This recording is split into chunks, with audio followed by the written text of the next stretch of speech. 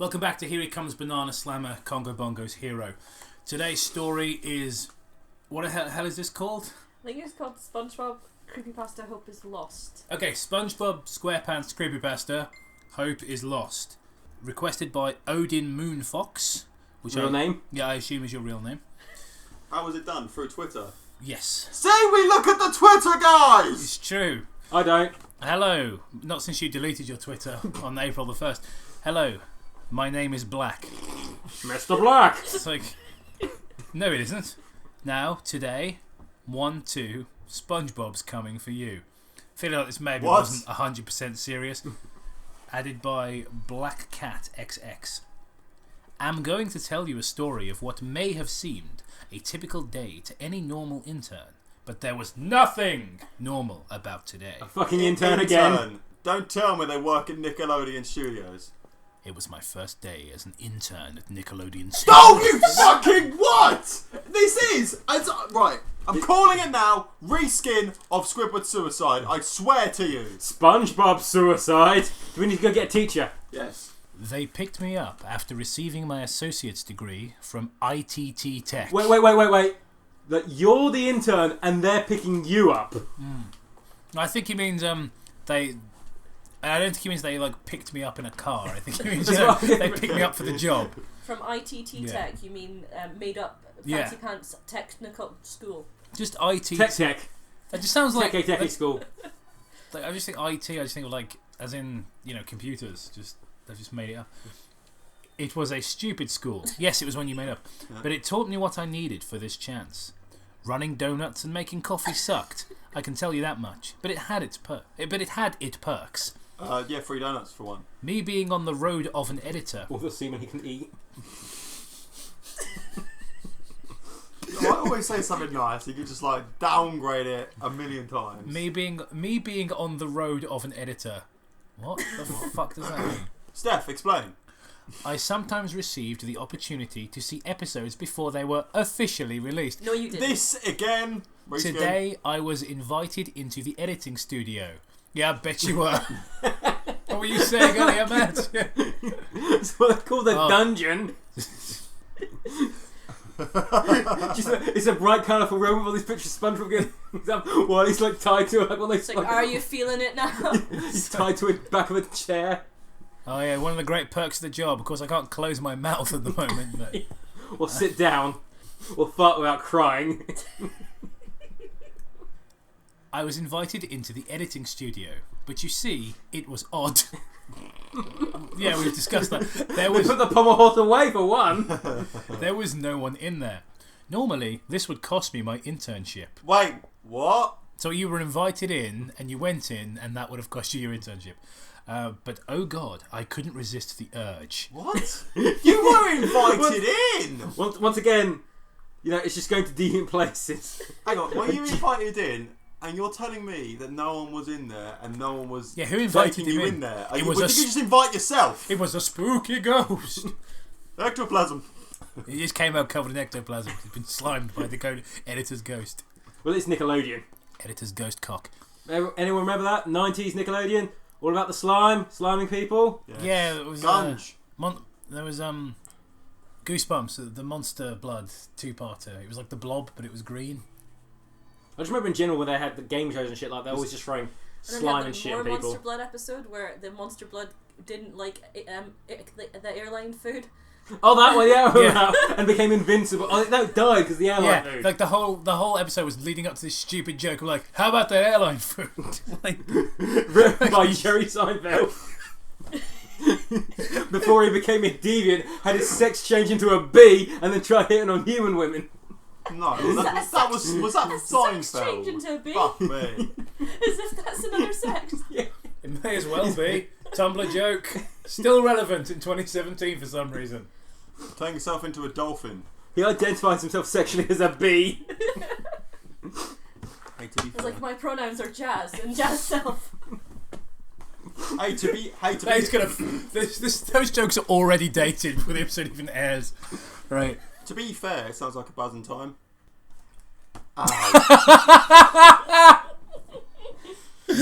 Someone out there will appreciate my puns one day. And today is not this day. Today is not this day. Tomorrow's not looking likely either. Come on, let's go. Oh my god, we're still on the first fucking paragraph. I haven't got into the end. It was overwhelming, encompassing. Wait. Oh dear God, that feeling. ... As soon as I walked in, the door slammed behind me like a banana. Banana slamming. Donkey Kong. Let's go. I figured this was one of those somewhat cruel pranks the editors sometimes pulled on the new guys. What? So, when the door locked, I figured this was some kind of punishment, and my heart slowly sank. Because you wanted it to be a punishment. My internship was in huge jeopardy. Oh, they probably already knew I was here. I mean, I was invited in. Panicking, I ran at the door with all my force, slamming into it with all my might. Now, not to boast, but I was not the weakest guy. That's not a boast! Wow. Not being the weakest guy. I didn't have brittle bone syndrome, impressed. I was in a room full of animators and editors, and I wasn't the weakest asthmatic guy there. Something like that, you wow, this guy's fucking mastodonic ego. Wow. Yeah, well, I walked into a children's ward for terminally ill, and I wasn't the weakest one there. I might be boasting. Not to toot my own horn, but I'm Herculean in physique. Handsome in the face. Built like a centaur in the trousers. Joke, no one will get outside this room. Alright, I don't even care about this. There we are. Do you care about any pasta? I don't care about anything. Or person. Like, what do you think's Welcome care about to this? Bad CREEPYPASTA, where we're all nihilists. I had been working out for the past 3 years, but dear Lord, there was something on the other side of that door. Some force stronger than the strongest man, making sure, well, stronger than you. I mean, not necessarily. You've established you're not the weakest. There's a big leap. Yeah. Making sure I couldn't leave until I did what I was sent in to do. Now, in my panic, I hadn't noticed the netbook, the chair, and the small table it was sitting on. In the disc tray, there was a blank CD. Usually, these were editing discs. Completely cherry episodes, just barely leaving production. It didn't have any markings or even a name, but something beckoned me, ... Something pushed me to the chair and forced me to sit. No, nothing beckoned you. The plot required you to go to the chair. As I slowly pulled the chair back, my heart rate slowly increased. You could almost hear it in my chest. Thump, thump, thump. I thought he was in shape. To be fair, luckily it was only slowly increasing. I slowly pushed the DVD tray shut without any prompt or confirmation. It just started. Something seemed odd straight away. Normally it would open in VLC or media player. However, this was odd. It just opened with no video player. It seemed the computer itself was just a video player. Spook. But it couldn't be. It seemed just like any normal netbook the interns or staff carried. Or was it ... I hate it when pastors do this. Just like the scary bit's coming, now guys. Wait for the twist. As the title card flashed, I could immediately see my first assumption was wrong. It wasn't a cherry or slightly edited build. What? They never had title cards. This was either finished or ready to leave production. The title card seemed odd. I had never seen anything like it. Instead of the usual fun font they used that popped and seemed colourful, of course to appeal more to children, it seemed more ... gothic ... something you would see in a horror film ... The words and the title card made my heart sink farther. It had to be a joke, right? Why would someone try to scare me this terribly though? The words read, "You nosy intern. You shouldn't have come in here." Oh, this is bad.